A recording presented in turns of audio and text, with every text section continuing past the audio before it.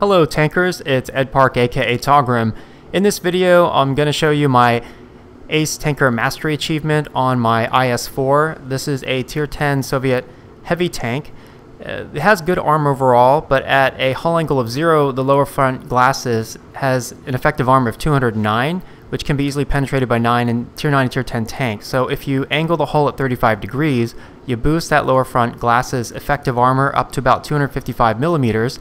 And you can do this because the side of this tank has 160 millimeter armor, so angled, you can still protect your side while increasing the effective armor of your Lower Front Glacis.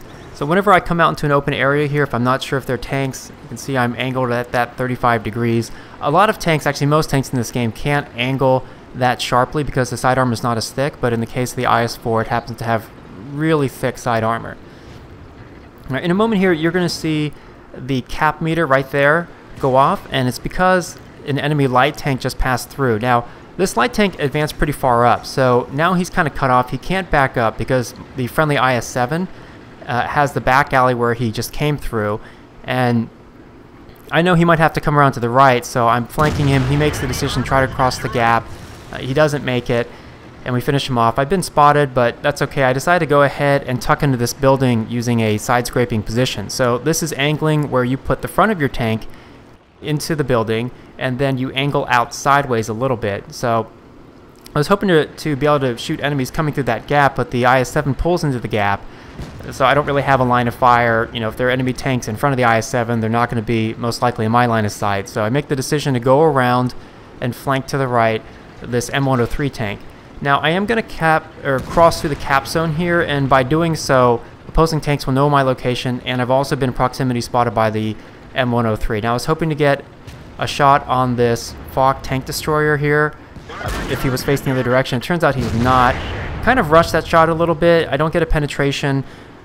On the Foch Tier 9 and Foch 155, that's the Tier 10 French tank destroyer, they have this antenna thing on the top, which is a really good place to penetrate them frontally because their hull armor is really thick. So you can see that time I aimed, took my time, and I'm wiggling back and forth here. I'm in a side scrape position, so the front of my tank, the Lower Front Glacis, is hidden. And right here, Tiger comes around the corner. I immediately pull up into the building to cover my front, and then turn my hull a little bit to the right because I was too flat relative to that tank destroyer.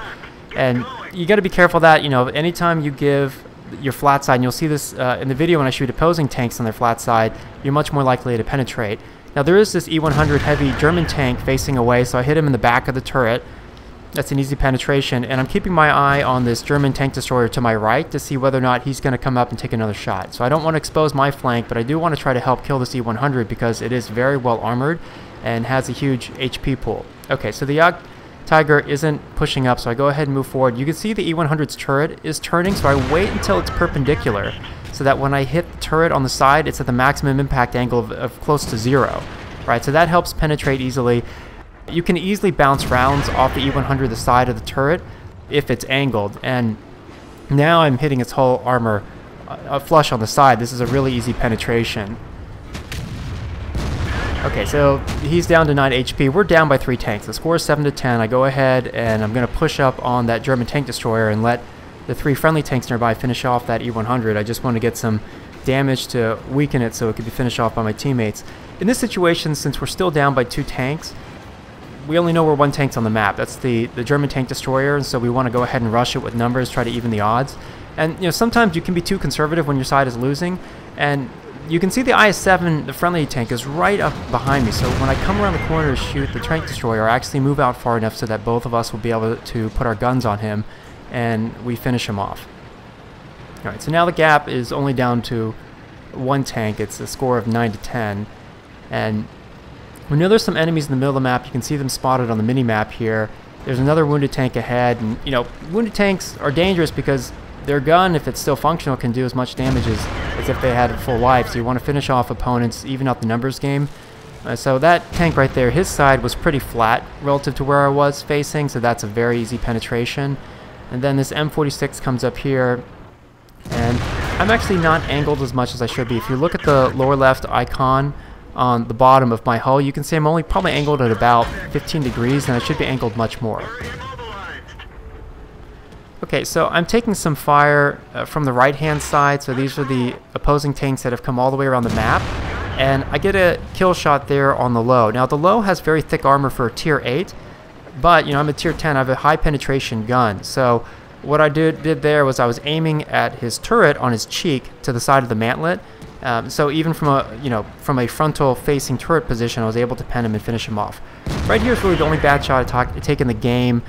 That IS-3 was backing away from me at an angle, so I should have been shooting at the pike nose front. Now, normally when you're facing an IS-3, 8, or IS-7 straight on, it's really hard to penetrate, but when they're sideways, that pike nose becomes flat relative to you. Now, you can see I'm watching that bush because I'm expecting an M47 Patton to come around here, but I'm also aware of the tanks in front of me, and then, okay, the M46 shows himself just long enough for me to clip him before he can get back into cover. Now, this is a really tight spot. I'm facing 3 enemy tanks here, and I know the medium tank is going to try to flank me, so I'm backing up, and this IS-7, I'm able to hit him on his lower front glasses. It's the best spot to try to hit an IS series tank from tier 8 to tier 10, as long as you're not too close.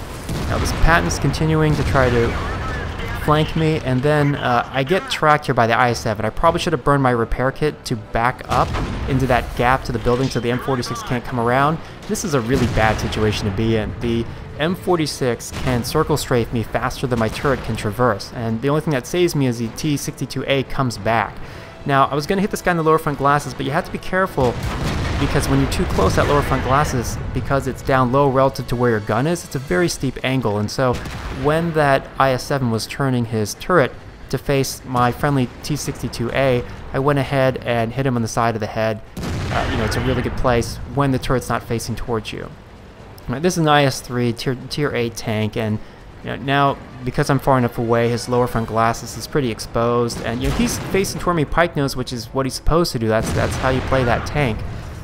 But you know, I've got a high penetration gun and I'm able to finish him off. So we were down by deficit of 3 tanks, ended up finishing with 2 surviving tanks, and I got my ace tanker mastery achieve, which is really cool, and managed to dish out about 6,500 damage in the match along with 5 kills. And because of the use of angling and the thick armor on the tank, I was able to take a potential damage received of over 7,900. Now, this isn't to say that I don't get penetrated a lot. You know, in my IS-4 it happens a lot, especially against tier 9 and 10 tank destroyers because their penetration values are so high.